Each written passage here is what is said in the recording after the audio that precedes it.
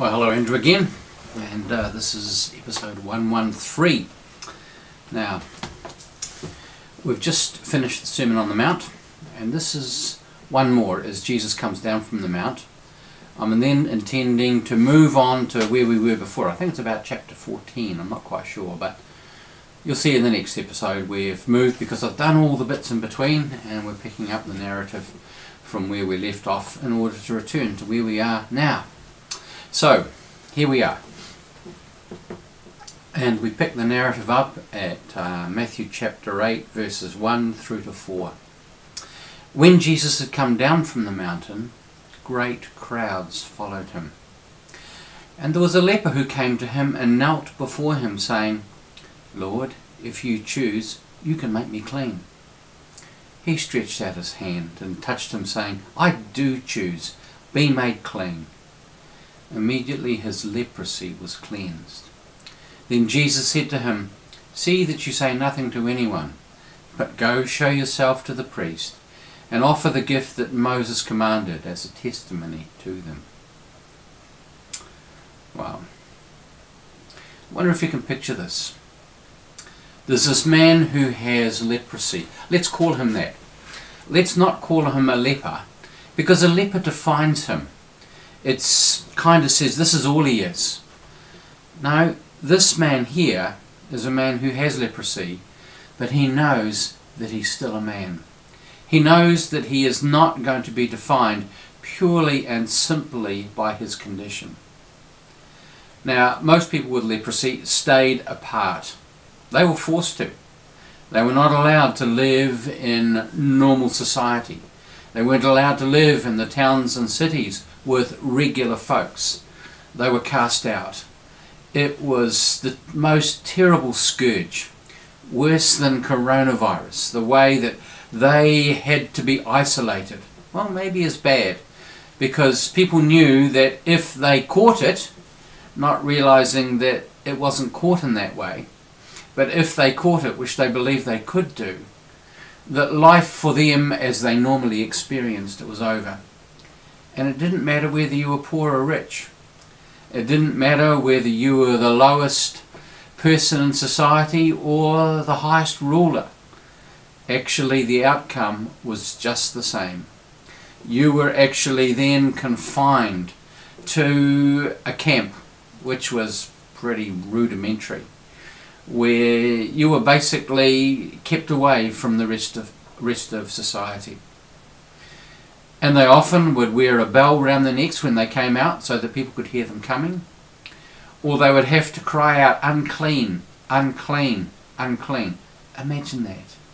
Imagine having to describe yourself and warn other people to stay away from you because you're unclean. And in a religious society like this, where there was a very clear distinction between clean and unclean, between holy and profane, this was a terrible burden to bear. It was a sign for them that they'd been cursed by God, that they were beyond the pale of God's love and God's healing and God's acceptance. And so here is this man, described here as a leper, but I'm going to say he was a man with leprosy, who refused to allow the leprosy to determine who he was. And he comes, he sees Jesus coming, and he takes advantage of his condition to get close to Jesus. He sees where Jesus is coming down the road, and you can imagine that Jesus has got people in front of him, all around him, this great throng of thousands of people who are accompanying Jesus, because that's the sense of it. Great crowds followed him as he came down from the mountain. He'd just given this wonderful teaching, and here he was on his way back to home base. And what does this man do? He sees the road, he marks out his territory, he stops and he stands. And as Jesus gets closer, he kneels. Now you can just see in your mind's eye the crowd coming down with him, and as they see him, recognizing what he is, they part company. They give him and steer a wide berth around him. It's wonderful, isn't it?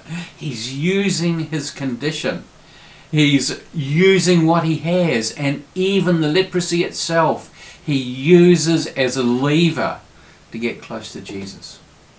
Isn't it great? He's using it as a gift. He's not seeing at this point. He wants to be shot of it, but he's using what tools he has at hand to get close to Jesus, because he's going to get the healing that he craves. And so the crowd parts, and then there's just Jesus in front of him. Him and Jesus and the crowd all gathered around, watching to see what happens next. The thing that's interesting about this is that as you watch the rest of this, it's almost as if now there's only two people here. For Jesus, there's only two people. There's himself, and there's this man in front of him who's kneeling before him in the road. The rest of the crowd, it's like at this point they no longer exist.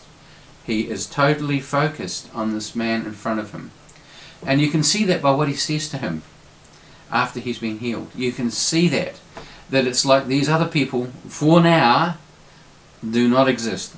His total attention, his total loving concern is for the man who is knelt on the road before him. And the man looks up at him and says, Lord, if you choose, you can make me clean. If you choose. And he's putting it on Jesus. He's not putting it on himself. He's saying, if you choose. I know you can do it. The question is, do you want to? Do you want to make me clean? I want to be clean, but it's up to you. Isn't that wonderful? He's putting it on Jesus. This man he's bold, he's courageous, he's not concerned about all the other people around him. He knows what it is he wants, and he's going for it. This might be his only opportunity. He knows what he wants from Jesus, and he's bold in asking for it. If you choose, you can make me clean. What does he do? Jesus stretches out his hand and touches him. Now you can imagine all the people watching this, a sort of shock horror. He actually touches this man. I can imagine him putting both hands on his shoulders and says, I do choose. Be made clean. And it says, immediately his leprosy was cleansed. So where did it go? Well, I want to suggest it went into Jesus. That Jesus sort of sucked it up, sucked it out of him. In order for this man to be cleansed, in order for this man to be healed, in order for this man to be set free. The leprosy was extracted from him. And Jesus takes it into himself. It's like the story of, which we consider in the next part, which is now the old part, of the woman who had the issue of blood. That Jesus felt power go from him when she touched him. It was like there was this exchange. She got the power of his healing. He got the infirmity which she had. And we see this in Isaiah chapter 53. We see these words. Surely he has borne our infirmities and carried our diseases. Yet we accounted him stricken, struck down by God and afflicted. But he was wounded for our transgressions, crushed for our iniquities. Upon him was the punishment that made us whole, and by his bruises we are healed. This whole sense throughout this passage is of this divine exchange. Our stripes, his healing. There's this constant, our sin, his holiness. Our damaged brokenness, his wholeness. Surely he has borne our infirmities. He has borne our infirmities and carried our diseases, said the prophet. I think that's what's happened here. And so this man is cleansed immediately. He's set free. He no longer has the leprosy. Jesus has it. That's my view. You may want to disagree with me about that, but Jesus has in some way taken it into himself. It doesn't mean that it doesn't affect him. He's not going to become a leper. But there's a sense that he has taken it to himself. Then Jesus said to him, "See that you say nothing to anyone, but go, show yourself to the priest, and offer the gift that Moses commanded as a testimony to them." Why is Jesus doing this? He's wanting him to fulfill the requirements of the law in order for this man to be able to walk again in everyday society, to be able to return to his home and to his family, to be able to go back to his job or to the life he had before. He has to be certified by the priest as clean. Sure, he could show everyone that there was no sign of the leprosy, but the law required that he actually be signed off. He had a kind of doctor's certificate to say, yep, this is the real deal. Jesus never wants there to be any misunderstanding about this, that there's been any jiggery-pokery that's gone on. He wants this man to know for sure, and everybody else to know for sure, that this man is truly and totally and completely healed and is able to go back to his life without any stigma, without anybody having to worry that this isn't real, but that this has really happened. And so he says to him, go and see the priest. Go and see the priest. He's still subject to the law. Go and see the priest, and then you will know for sure. And we will all know for sure. And you will be certified as having been truly cleansed. So often people claim to be healed. And the question is, well, did you check it out with your doctor? Did you get the x-rays? Did you get the MRI? Did you get the blood tests? Did you get all the things that showed that this has really happened?